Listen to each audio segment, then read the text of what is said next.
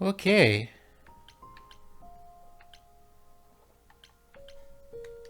Let's get some information from Persephone.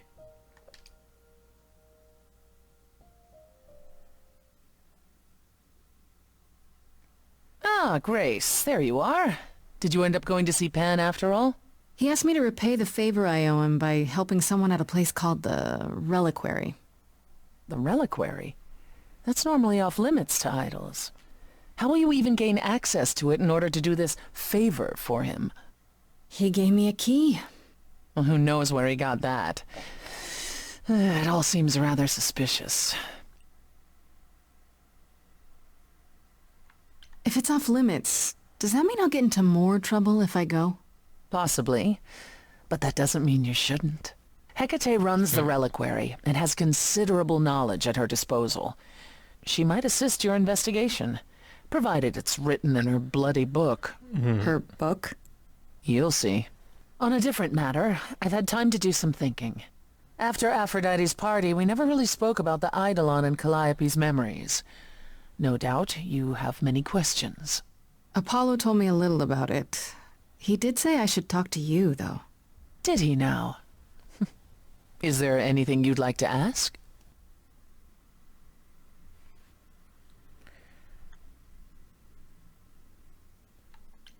When all these memories start to return, will I feel different? First, you'll have dreams. Places you've never been, people you've never met. But unlike with normal dreams, these will linger. Then they will come while you're awake. Sudden flashes or snippets of déjà vu. And sometimes it will seem so real you'll swear you're hallucinating. If there's anything difficult about the process, is that it becomes hard to differentiate between your life and all these other lives you're now recalling. It does sound confusing. Confusing and often unpleasant, as not all the memories will be fond ones. But that will pass in time. Shouldn't actually say however. You said it becomes hard to differentiate your life from the others. How hard, exactly? It'll still be me, right? Oh, how do I explain this? Grace, would you say that you are who you are because of your experiences? The things you've lived and done? I guess so, sure. Well, all the things Calliope has done, and those before her, will now be yours. They will feel like a part of your life as well. Thus, they can't help but shape you. The Grace that is now will be and will have done so much more. Fortunately, you don't have to deal with every memory. Each time the Eidolon passes on, the oldest memories fade, and that helps. I could see how fading memories would be a good thing. How many times have you died? Can I ask that? We call it passing on. I've lost track of just how many times I've passed on my Eidolon. A dozen? It's happened less often in more recent eras. And the one you told me about, the woman married to that gangster? She was the most recent? I don't think of chastity as a she. That was me, just as the one my husband blasted with a shotgun was also me.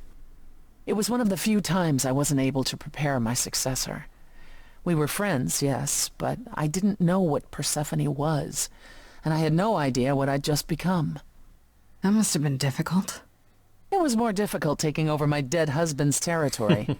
Women weren't often mobsters in those days. That explains how she got a hold of the underworld like this. Were you really a gangster? I've heard it said, but it sounds... Let me put it this way. I felt as if I'd been blessed by a dying woman who saved me from a prison of my own making. I didn't know what I was, but I was free.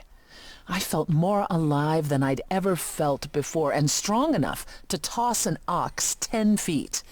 Did I set out to become a mobster? Not exactly. My husband's friends thought I'd murdered him, however, so they came after me. And one thing led to another. Oh, I see. Athena found me just as my memories were starting to return. I wasn't permitted to continue doing something so noticeable, so I was carted off to Olympus. It's too bad, really. I was an excellent mobster.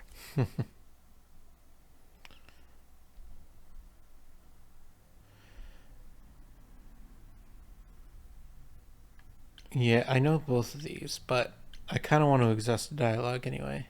Wait, how is it good that old memories start to fade? Think of how old we are, Grace. If all those memories returned to you with perfect clarity, they would destroy you. Yeah, but doesn't that mean you've all forgotten so much? Well, far more than we remember.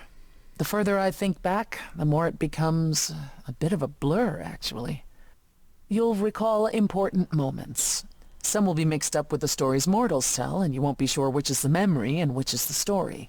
An idol's memory is a series of islands in a dark ocean, and they become smaller and smaller as they recede into the horizon. It sounds dire, but you become accustomed to it. It just takes time. And now you have all the time in the world. Well, I've got a week. Wait, you said that Persephone passed on her eidolon as she lay dying. What if she had just died? The eidolon will keep us alive for a time, even in the most horrific circumstances, in hopes that there's someone to pass it on to. What if there isn't? What if Chastity had died before you were shot? Well, then the line of Persephone would have ended then and there. Oh, there are some stories that say an eidolon will go wandering, that it never really dies. And who knows if there's any truth to that. Oh, that could It's be not exactly useful. something we've had the opportunity to study. All we know is that many idols have left us forever. They've died, and that's how it happens. It's a lot to consider. Assuming I'll even have time to worry about it, what with the trial coming. Either the trial will end poorly, in which case all of this is moot, or it will end well, and you will have plenty of time to digest. Yeah, thanks for the update. I'm a realist, Grace. It's what I'm best at. Now then, unless you've something else to ask.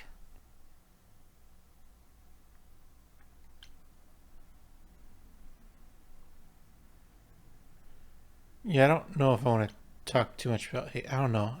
I need as much information as I can get. But yeah. Tell me more about Calliope. You and her were good friends, right? We were. And? And if you had told me a decade ago that I would become close to one of the muses, I would have laughed in your face. I always considered them Apollo's creatures. Calliope, Clio, and Talia. Vapid, frivolous gods who handed off their eidolon to any artist who took their fancy. Every time I met one of them, they were someone else. Apollo called them the Sisters of Beauty, no matter their gender. Can you imagine that? That's such a stupid name. I never thought of that. Do idols change gender a lot? Well, we tend to seek out successors like ourselves, but it happens. With the muses, it happened frequently. Everywhere Apollo went, they surrounded him like a gaggle of ducklings, just like him to gather his own fans. If you disliked the muses so much, how did you end up becoming friends with Calliope? Well, she sought me out. She'd become more and more unhappy on Olympus, so she decided to leave just as I had, long before. Calliope asked for my help, and I laughed in her face. Go ask one of your sycophant mortals, I told her. I mean, surely one of them has some threadbare couch you can sleep on. Wow. Typically, she was undeterred. She didn't just want a place to stay. She said she wanted to learn how to be truly independent from an idol who had mastered it. What can I say? I mean, I am a sucker for a well-timed compliment. I took her in. Apollo was furious. He and Calliope were barely speaking, but he was certain she'd come crawling back to Olympus. Oh, it made taking her in all the sweeter.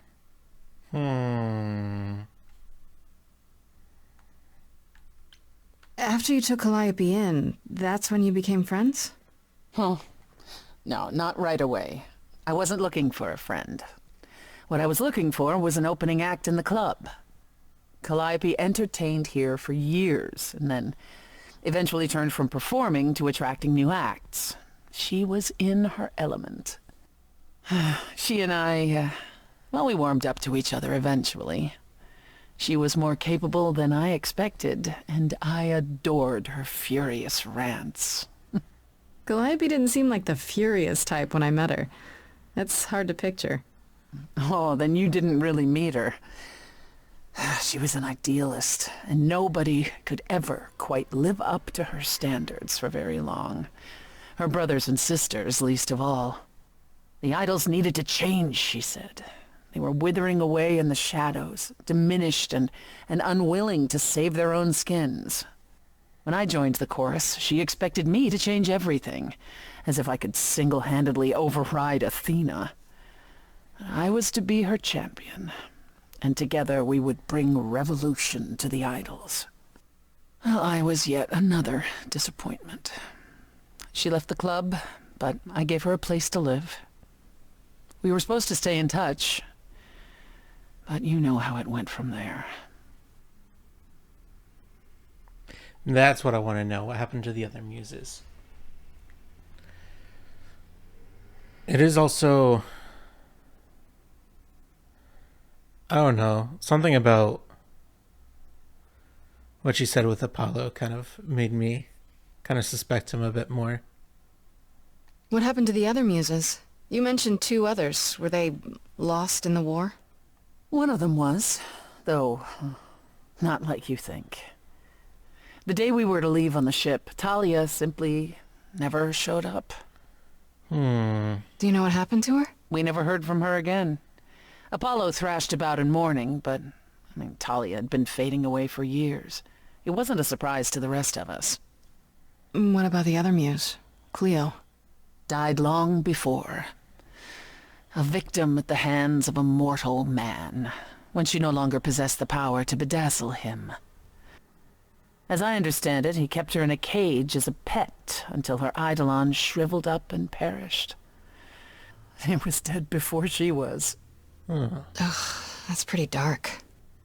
Yes, well, we come by our wariness of mortals honestly, Grace.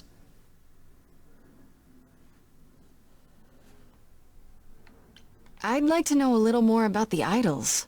I am one now, right? What constitutes a little more in this instance? Well, what are we? Where did we come from? If an idol is a soul that moves from person to person, it must have started somewhere, right? Ah, the big question. To which the answer is, nobody knows. I remember the original Persephone only vaguely. Indeed, I'm not even certain she was the original. Was there something before her? How did she get her eidolon? I couldn't tell you. Evidently, we wrote little down in those early days, or were forbidden to, and our memories only stretch back so far. Anything beyond that simply isn't.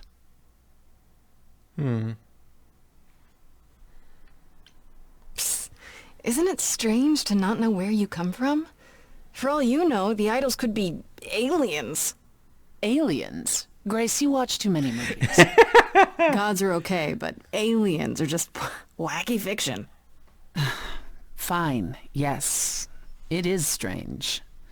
No, our earliest days aren't the only blanks in our memories, however. We have many. And the last was the day Zeus called us all together to tell us Rome had fallen and we should prepare for war. But did that war occur? I couldn't tell you. The last thing I remember after Rome was 1,000 years later, in the 16th century. I was in a different body, feeling as if no time at all had passed. Athena calls that period the gap. And that's what it feels like. All of us experienced it, and not one of us knows why or how. The gap you mentioned. What was that like? Did you just wake up one day, or... I wasn't asleep. I lived. I had lives. I passed on my eidolon. I may have known who I was and what I was, but perhaps I was completely unaware. All I know is that one day Athena came to my nunnery, near Trieste, I think. The moment that I saw her, all the old memories came flooding back. My life during the gap was wiped away in an instant, and it never returned. If someone did that to us, They were powerful indeed. What about Athena? I mean, she's the one who found you, right? She must have been aware. Athena woke up on her own, or so she claims, and spent the next century rounding up those idols who remained. Zeus, however, was gone. What became of him, what happened in Rome, we've never pieced it together. It's troubling. Who'd they go to war against? Tell me more about the war. It seems to have had a huge effect on all of you. That's putting it mildly. From Aphrodite's song, I know Ares betrayed everyone. What did you do? Honestly, after my mother was murdered, I barely remember. Your mother? Her name was Demeter. Not truly my mother, but an idol who had always cared for me since the early days. I thought we'd be together forever. Then Ares brought those filthy bastards down on us. Demeter was slain by bullets. Until that day, I had believed we were untouchable. I'm so sorry. That must have been hard to lose her like that. I watched her fall, heard her scream. I would have run to her, but I was pulled away to safety. By Hermes, I think.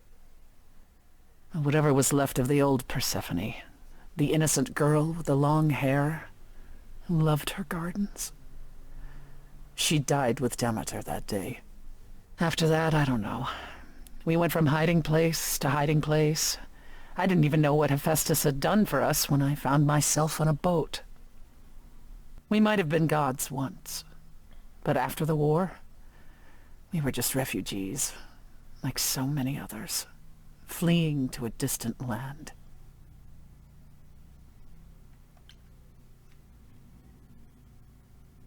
Was it hard for the idols to come to the New World? It's just a place like any other, isn't it? Well, it wasn't the place that was hard, it was the fear.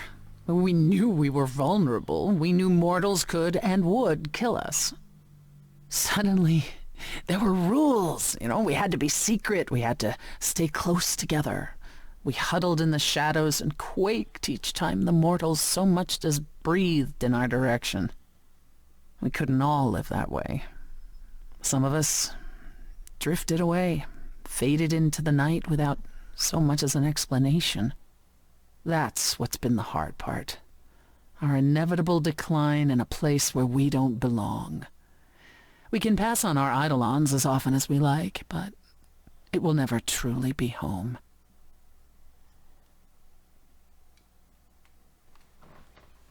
Alright, and I am going to exhaust dialogue. That's what you say. Are you willing to bring that talk about Hades? If you don't want to, that's fine. I'm just... Incredibly curious how I ended up murdering my husband. that, yeah. One might think that my hatred of Hades began when he kidnapped me and forced me to be his bride. But honestly, that wasn't it. I hated my brothers and sisters for letting it happen, but Hades himself terrified me. He had a presence. One that forever made him the most important man in the room. And me? Oh, I was nothing in comparison.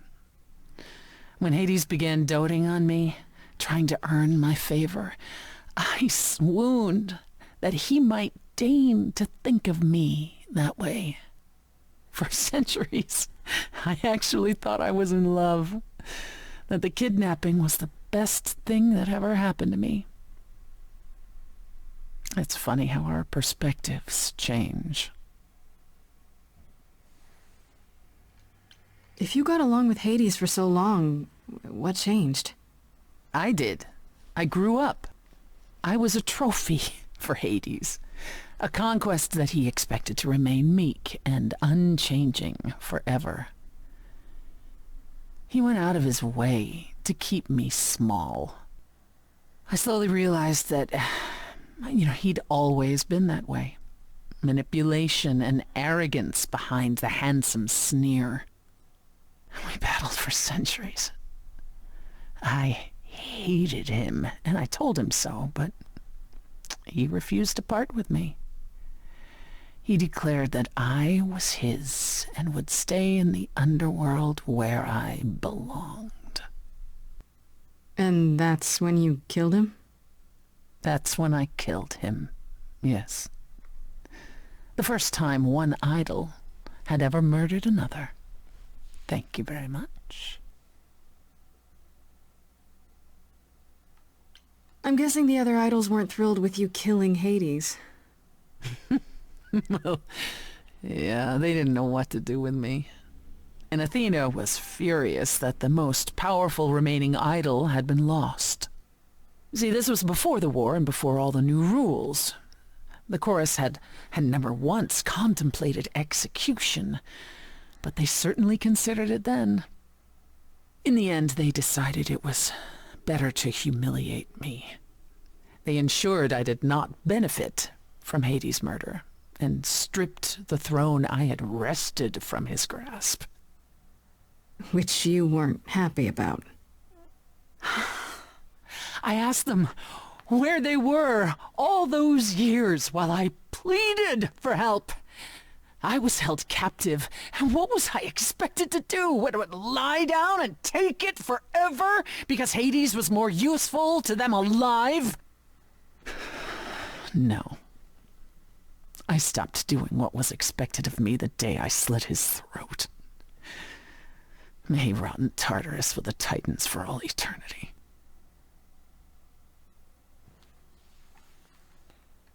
How did you go from ruling the underworld to opening a nightclub named after it?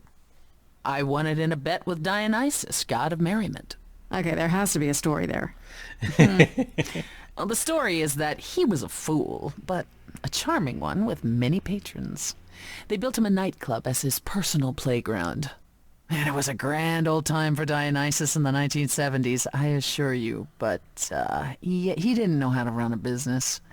By the time disco was ready to die, so was his stupid club. So I offered to make it profitable. If I succeeded, he would turn ownership over to me. He accepted because, frankly, all he wanted to do was drink anyhow. I was successful. The club became mine, and I kicked Dionysus out for never paying his tab. Sucks to be him. Dionysus ever sobers up, he might decide to be sore about it, but so far that hasn't happened. What's the deal between you and Apollo? The way you two fight.